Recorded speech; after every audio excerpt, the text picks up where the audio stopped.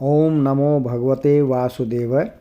धर्मराज युधिष्ठिर बोले कि हे भगवान, आपको कोटि कोटि प्रणाम है। कृपा करके आप चैत्र माह के शुक्ल पक्ष की एकादशी का वर्णन कीजिए। भगवान श्री कृष्ण बोले कि हे राजन, आपको मैं एक पुरानी कथा सुनाता हूँ जिसको राजा दिलीप से वशिष्ठ जी ने कही थी।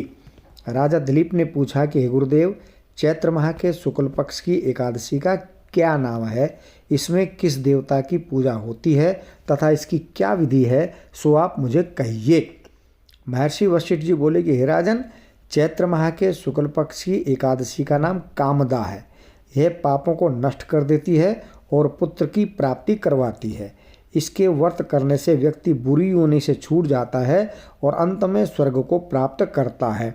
अब मैं इसका महात्म्य आपको कहता हूँ, ध्यानपूर्वक सुनिए।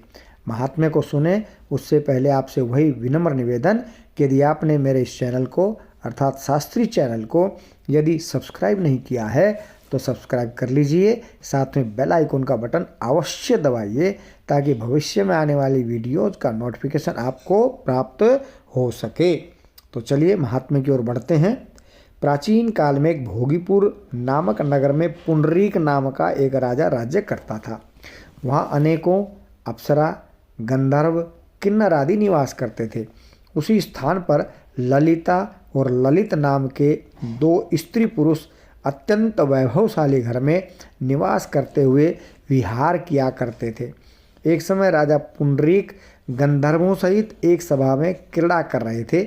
उस जगह ललित गंधर्व भी उनके साथ गाना गा रहा था और उसकी प्रियतमा ललिता उस जगह नहीं थी। इससे वह उसको याद करने के कारण अशुद्ध गायन करने लगा। नागराज करकोटक ने राजा पुंडरीक से इसकी शिकायत कर दी। इस पर राजा पुंडरीक ने ललित को श्राप दे दिया कि अरे दुष्ट, तू मेरे सामने गायन करता हुआ भी अपनी स्त्री का स्मरण कर रहा है। इससे तू कच्चे मांस और मनुष्यों को खाने वाला राक्षस हो जा। राजा पुंडरीक के श्राप से वह ललित गंधर्व उसी समय एक विकराल राक्षस हो गया।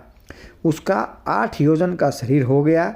राक्षस हो जाने पर उसको महान दुख मिलने लगे और अपने कर्म का फल वह भोगने लगा। जब ललिता को अपने प्रियतम ललित का ऐसा हाल मालूम हुआ तो वह बहुत दुखी हुई।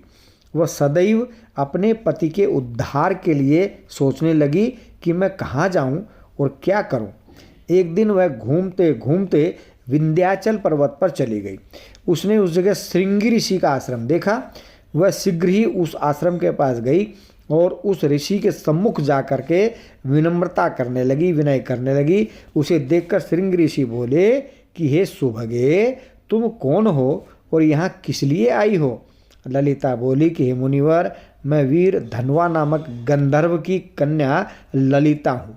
मेरा पति राजा पुंडरीक के श्राप से एक भयानक राक्षस हो गया है। आप राक्षस योनि से छूटने का कोई श्रेष्ठ उपाय बतलाइए। तब श्रृंगी ऋषि बोले, अरे गंधर्व कन्या ललिता, अब चैत्र माह के शुक्ल पक्ष की एकादशी आने वाली है। उसका नाम कामदा एकादशी है। उसके व्रत करने से मनुष्य के समस्त कार्य शीघ्र ही सिद्ध हो जाते हैं। यदि तू उस व्रत के पुण्य को अपने पति को देती है तो वह शीघ्र ही राक्षस योनि से छूट जाएगा।